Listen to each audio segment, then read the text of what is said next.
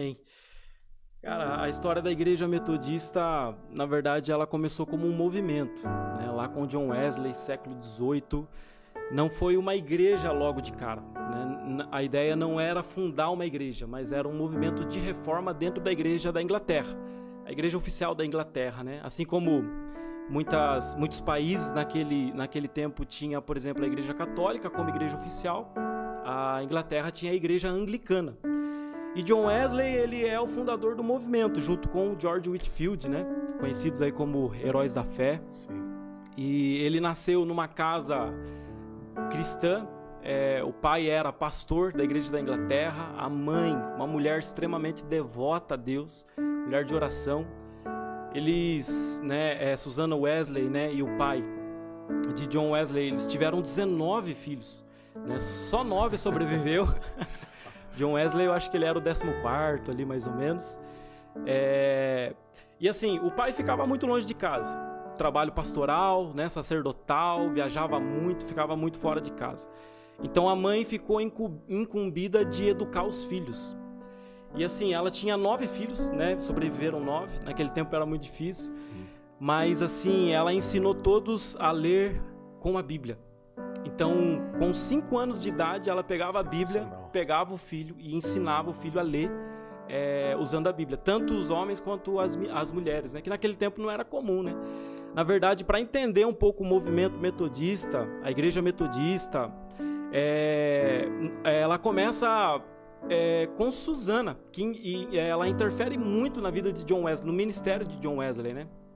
Então, assim, John Wesley aprendeu dessa forma uma vida rigorosa, né, de religiosidade mesmo, né, de tempo para ler, tempo para estudar. Ele cresceu nessa rotina, né? E a mãe de John Wesley, a Susanna Wesley, ela, além dela ter uma vida muito corrida, né, cuidar da casa e tudo mais, cuidar dos 9 filhos, cuidar da educação, ela uma vez por semana, ela tirava 1 hora para estar com um dos filhos. Então, assim, de todos os filhos, tinham 1 hora na semana para estar com essa mulher. Para perguntar, um tempo de discipulado. Sim. É o que a gente chama hoje, né? E além disso, ela também tirava tempo, pelo menos 2 horas por dia, para orar e ler a Bíblia.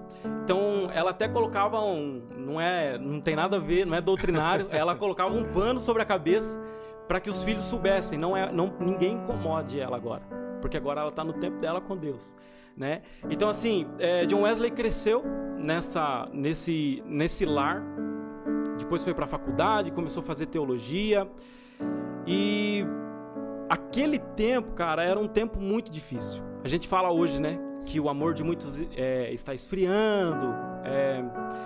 Aquele tempo era tão ou mais difícil quanto hoje, porque vem no século XVIII ali influenciado pelo iluminismo no século XVI, né, que começou a contestar toda quanto é verdade absoluta, e entre essas verdades absolutas começou a contestar a Bíblia.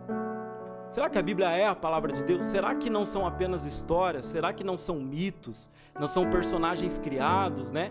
Então começou a trazer essa ideia para dentro da igreja, o que tem muito forte hoje. Tem cristãos que acreditam nisso, né? Vem ali com as ideias do iluminismo.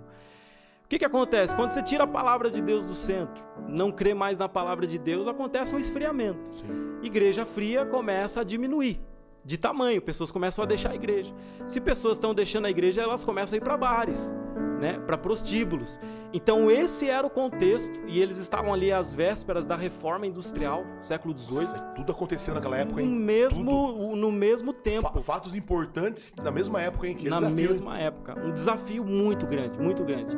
E assim, uma frieza geral, as pessoas iam para a faculdade. Na verdade, eles eram crentes nominais só, né?